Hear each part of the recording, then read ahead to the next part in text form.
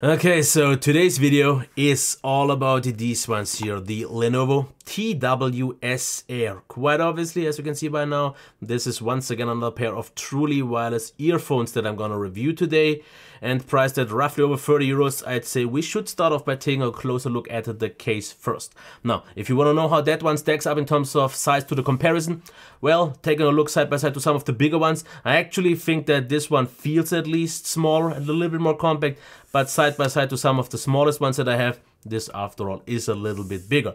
But here's the thing, especially side by side with the Blitzwolf FY2, which as for right now are still my current budget recommendation, this is similar enough, and then I kinda actually have to give it a notch for at least a little bit more unique design, and for some weird reason I like the fact so much that the back is actually magnetic. I know, weird, but that's just me.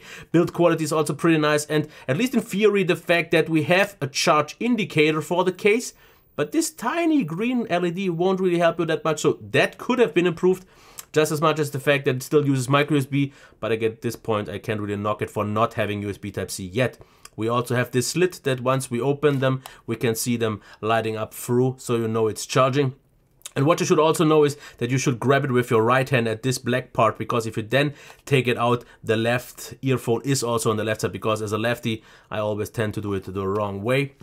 Otherwise, if we take them out, the pogo pins work out really nice. We have an indicator for left and right, just as well as on the earbuds themselves. So it may not be the best case out there, but it actually does a pretty nice job.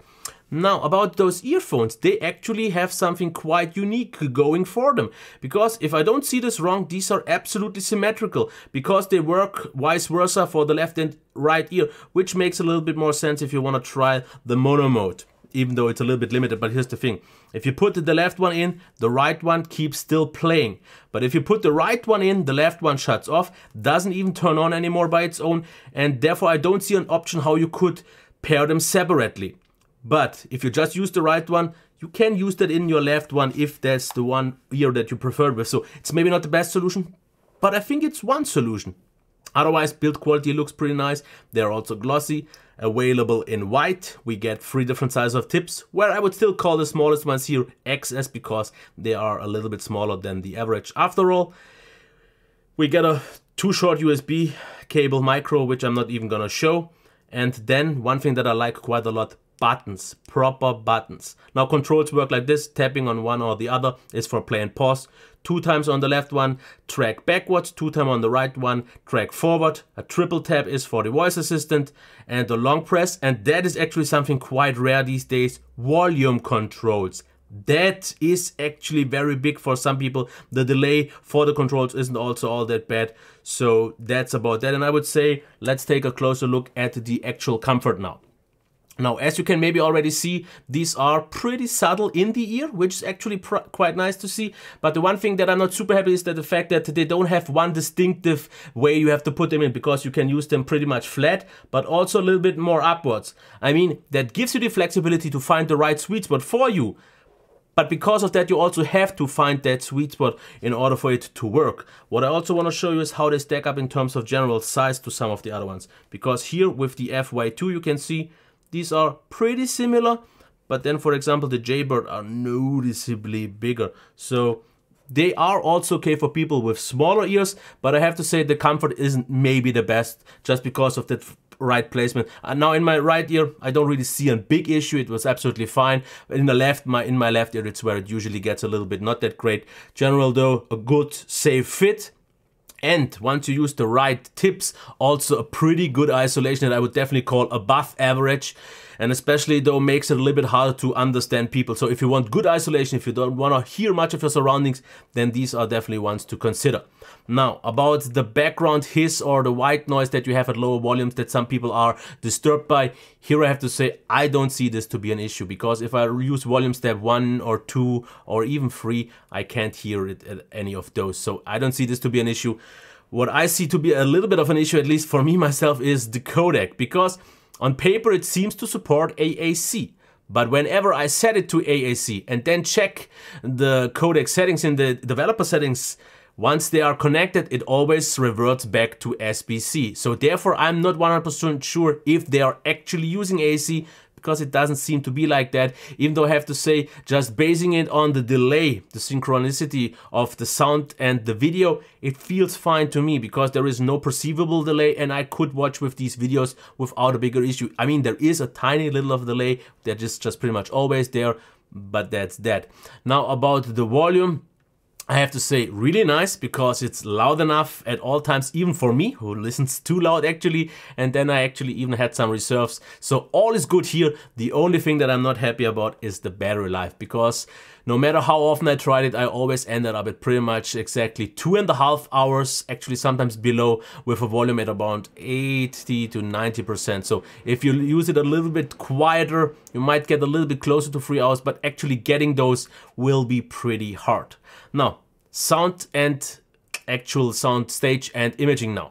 Let me say this, there is not too much to say because it actually does what it's supposed to do. It's a pretty typical sound, but it's a solid sound, but there's nothing much to add here. It is a nice sound stage, it's a good imaging, it's in terms of price actually a little bit more than you would expect, but it's the sound signature that actually I have to say at this price point impressed me, because we get definitely boosted bass but also a little bit boosted highs, which actually not too much recessed highs, and that ends up in a little bit more of a bassy but mainstream pleasant sound that works out for hours and hours really well. So they did a really good job here, because usually if you boost the bass too much, most tend to just have too muffled lows, which is not the case here. But getting to the bass first right now, it's more of a thumpy bass, I would say. We don't really get a whole lot of sub bass, but it generally makes a very nice job, especially since the bass isn't really too thick. I mean, it gets a little bit close to that range, but the good thing that it has going for it, which is the kind of outstanding part, is that it's a very clean and definitely not ever boomy bass. So I wouldn't call it like overly dominant, but what I would like to say, it has a strong presence, which I can't really say so much for the mids, because those do a pretty nice job, but just that. I mean, they're absolutely solid for the price, there is nothing to complain, and they sound good, but just that. About the highs, here I have to say that I like the fact that they are pushed a little bit more than the typical ones that you get at this price range, and because they go that far that they never feel muffled. Never at all. They are not sibilant, they are never too harsh, which makes them super easy and very long-term friendly. They also give you still enough details, but if I could wish for something to be improved a little bit, maybe give me a little bit more highs, maybe extend them a little bit further, make them a little bit brighter, because that's just what I like. But considering that it is a mainstream sounded headphone for the typical user, this is actually pretty much a sweet spot that they found, which also makes it a very great all-rounder, because I can't really say any genre that they do particularly well, but they do every genre really good. Metal sounds good, pop sounds good, and also ballads, it's still matured enough or advanced enough that also those give you enough details and a very nice experience. Bass heavy music even works really good without sacrificing anything, so everything. Pretty impressive for this price. Now, but when we are talking about the price, what's with the competition? Well, I mean, I have to at least call them out. The Blitzwolf FYE2, priced at a similar price range, actually a little bit cheaper. They, at least in my opinion, had a little bit better comfort. The battery life was better. But in terms of sound, even though actually quite similar soundstage, they didn't quite achieve that level. I mean, the Lenovo are still, after all, cleaner, have the stronger bass, and when I mean stronger, I mean better in terms of quality, not just in terms of sheer volume of the bass. So they sound better, but yeah.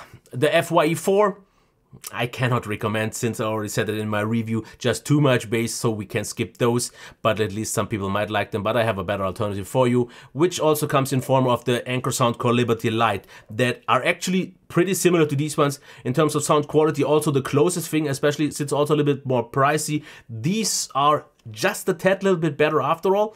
Have the better controls though. The Anchor for me had the better comfort, but they both have the issue of not having great battery life, which brings me to the next ones that I could still call out, which the review will come soon for, would be the JLab Audio JBuds Air. They have even more so bass, therefore not quite as much details in the highs, and maybe not quite as elevated highs, but they give you a little bit of a stronger bass, stronger sub bass, are generally similar enough in terms of comfort and fit, not quite that I would say, but give you at least a little bit more battery life. But more about that in that review. I would say we should get to the pros and cons. To quickly summarize it, good controls, especially since we have something very rare, volume controls. We have a very, actually I would almost say very good, but definitely very nice mainstream sound. We get a very good all-rounder, especially for this price. It's quite hard to find something that does everything really good for this price, obviously. And then we get pretty good value. And I mean, it's kind of the one headphone that I would really like to recommend to everyone, especially at this price range.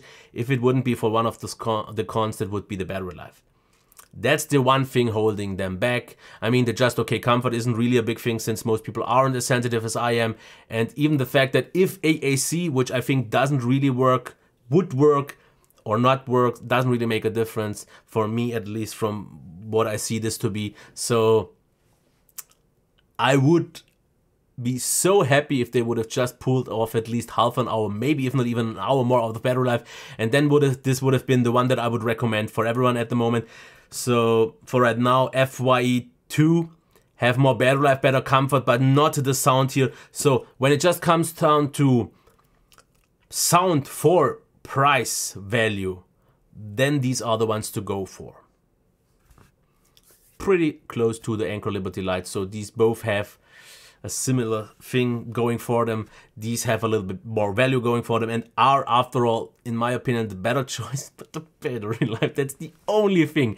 And that's actually something that I would like to know. What is the least or the minimum amount of battery life that you need on a headphone like this? I definitely think it's above 2.5 hours. Let me know. Okay, until next time. Bye.